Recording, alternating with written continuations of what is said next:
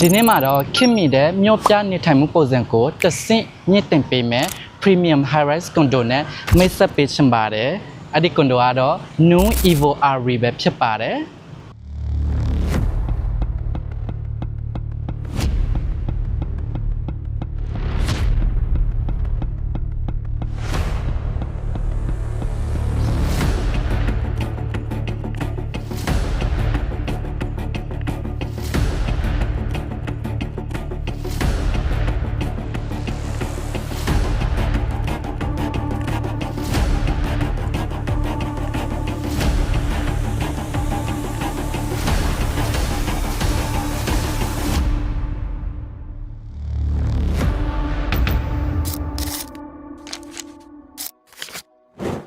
အာရီလိုနေရာမျိုးကနော်ဒီခင်မီစံတဲ့တဲ့မြို့ပြရဲ့အငွေ့အသက်ကိုလည်းရရှိနိုင်မယ်ပြီးတော့စိတ်အေးချမ်းစရာကောင်းတဲ့သဘာဝပတ်ဝန်းကျင်နဲ့လည်းတစ်ချက်တည်းနှစ်ခုစလုံးကိုမှပေါင်းစားထားတဲ့နေရာမျိုးဖြစ်တဲ့ပြီးတော့ဒီအာရီနေရာမျိုးမှာဆိုရင် cafe culture ဆိုအရန်နာမယ်ကြည့်တာ cafe ဆိုင်အမျိုးမျိုးနဲ့တွေ့ရမယ်ဒီမှာဆိုလေအသစ်အဆန်းတွေခဏ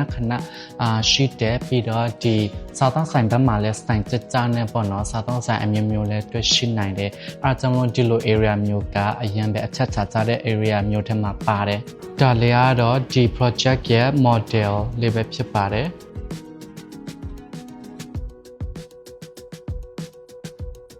ကဲဒီအခန်းဆိုရင်30 square meter ကျယ်ဝန်းတဲ့အခန်း type ပဲဖြစ်တဲ့ one bedroom အခန်းနော်ဝင်ချင်းမှာပဲ living room ထိုင်လိုက်ရုံပဲနော်အေးစစ်စစ်ပြီးတော့ဒီဘက်ချက်မှာ dining table လေရတော့မှထိုင်လို့ရရနော်တော်တော်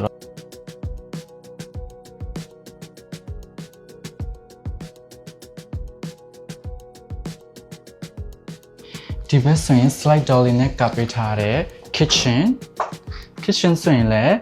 vacancy တဲ့ဖက်တက်ပြီးတော့ temperature တဲ့ဖက်ဆိုတက်အလို့ထားပေးထားတယ်အဲ့တော့ balcony ဘက်လည်းသွားလို့ရတယ်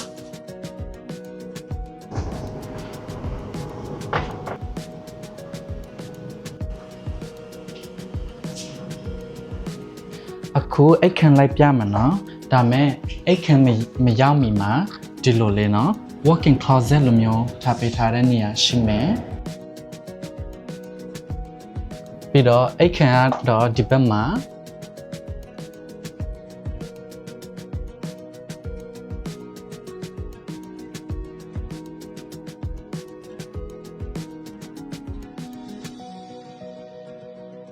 ဒီဘက်ချမ်းဆိုရင်အိတ်သားနဲ့ရေချိုးခမ်းဒီခန်းရဲ့ဈေးနှုန်းဆိုရင်4 to 5 million ကနေစတင်ပြီးတော့ဝယ်ယူလို့ရတယ်အထက်နဲ့ကွာသွားတာပေါ့နော်အထက်နဲ့တယ်ဆိုရင်ဈေးပိုတော်တယ်အထက်မြင့်ရင်ဈေးပိုကြီးတယ်နောက်တစ်ခန်းအနေနဲ့35 square meter ကျယ်ဝန်းတဲ့အခန်းလေးပဲဖြစ်ပါတယ်1 bedroom plus အခန်းလေးပါပုံဝင်ချင်းမှာပဲဒီမှာ dining table ရှိမယ်ပြီးတော့နည်းနည်းလေးရှောက်လိုက်တာနဲ့ဒီမှာဆို living area ရှိမယ် living space ရဲ့ဘေးမှာဆိုရင်လည်း balcony လေးထားပေးထားတယ်အခု kitchen လိုက်ပြမယ် Alexa ရဲ့ favorite spot နော်ဘာလို့လဲဆိုတော့ तू ကအဲ့လိုကန်းထားပေးတယ်ဟုတ်လားပြီးတော့ဒီမှာဆိုရင်လည်းကြက်ကြက်ဝန်းဝန်းရှိတယ်ရွှေရတာလေး move ရတာတက်တောင်းတက်တာဖြစ်တယ်ဒီဘက်မှာဆိုရင်တော့plus room လေးပါဒီမှာဆိုရင်တော့တို့ဒီလိုပြထားပေးတယ်ဒါပေမဲ့ကိုရဲ့ working space လုံးမယ်ပဲဖြစ်ကိုအဲ့ရနောက်ထပ်အသစ်တလုံးလာပြီးတော့ချထားမယ်ပဲဖြစ်ရတယ်အဆင်ပြေသလိုပြုပြင်လို့ရတယ်တီထွင်လို့ရတယ်အခုဆိုရင် Alexa bedroom လိုက်ပြပေးမယ်ဒီမှာဆိုရင်နော်ဟိုပြထားပေးတဲ့ bedroom အရန်မိုက်ရသလားဒီခန်းကလေဒီဘက်မှာဆိုရင်လည်း window ပါမယ်နေအလင်းရောင်ဝင်ထွက်အရင်ကောင်းတယ်နောက်ဆုံးတစ်ခုကရေချိုးခန်းနဲ့အိမ်သာကိုဒီ master bedroom ကနေဝင်ထွက်လို့ရတယ်ဒါမှမဟုတ် living room ကနေလည်းဝင်ထွက်လို့ရတယ်ဒီ one bed plus ရဲ့ဈေးနှုန်းကတော့6 million time back ကနေစတင်ပြီးတော့ဝယ်ယူလို့ရပါပြီပြီးတော့ခုနပြောသလိုပဲအထက်နဲ့ပေါ့နော်ဈေးနှုန်းကကွာသွားတယ်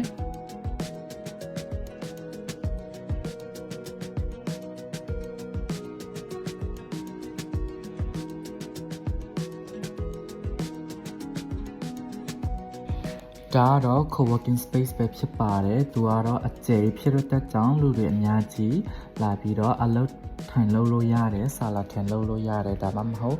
အနာလာယူလို့ရပါတယ်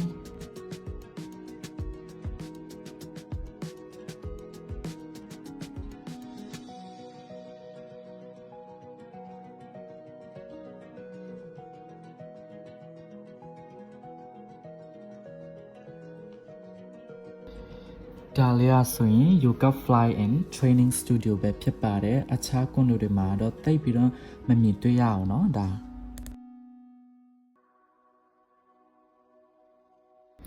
ဂျင်းဆိုရင်လည်းအကျယ်ပဲပစ္စည်းတွေလည်းဆွဆုပ်လင်းရှိတယ်နောက်တစ်ခုကတော့ဒီလိုမွေးထိုင်လေးပေါ့နော်အဲ့လိုမွေးထိုင်ထိုးလို့ရမယ့်နေရာလေးလေ့ကျင့်လို့ရမယ့်နေရာလေးလည်းရှိတယ်ဒီခန်းလေးအဆိုရင် private room လေးပဲဖြစ်ပါတယ်နောက်တစ်ခါကတော့ meeting room ပဲဖြစ်ပါတယ်ဒီ room ကိုအသုံးပြုချင်တယ်ဆိုရင်တော့ booking လေးယူထားပါမယ်တသမီမီတို့ရှိတဲ့လူချင်းမင်းတို့အတွက်လည်းစိတ်ပူစရာမလိုတော့ပါဘူး kids room လေးတည်တည်တန်းထားပေးထားပါတယ်ပြီးတော့ဒီဟာတော့ mini theater ဖြစ်ပါတယ်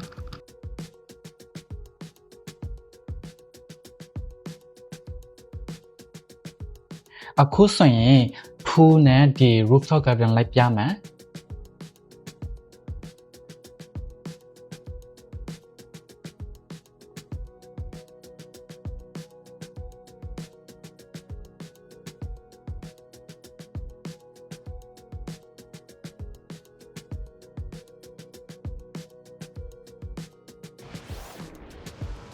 ဒီဘက်မှာဆိုရင်တော့ pool ရှိမယ်ပြီးတော့ garden တည်လေးရှိမယ်ကိုအပန်းဖြစ်လို့ရမယ့်နေရာမျိုးပေါ့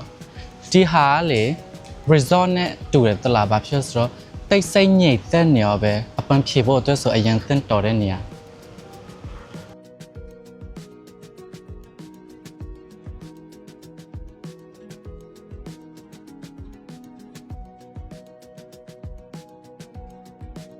ပြီးတော့ဒီလို New Evo Area ရဲ့ project ဘေးပတ်ပတ်လည်မှာเนาะ location nearby location တွေအများကြီးရှိတယ်ပထမဦးဆုံးအနေနဲ့300မီတာပဲကွာဝေးတဲ့ဒီ PDS Area နဲ့အရင်နေတယ်ပြီးတော့ Expressway Rama 6 Expressway နဲ့လည်းနေတယ်လမ်းမကြီးတွေနဲ့လည်းနေတယ်အဲ့ဒါကြောင့်မလို့သွားလာတာအဆင်ပြေတယ်လွယ်ကူတယ်နောက်တစ်ခုအနေနဲ့ကျတော့ education ဘက်မှာဆိုရင်လည်း RBS International School နဲ့နေတယ်ပြီးတော့ St. John University နဲ့လည်းနေတယ်အခြားကျောင်းတွေနဲ့လည်းနေသေးတယ်เนาะ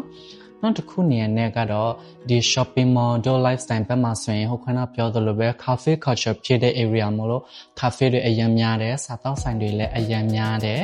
နောက်တော့ဒီ La Villa Ari ဆိုတဲ့ shopping mall နဲ့လည်းအရင်နေတယ်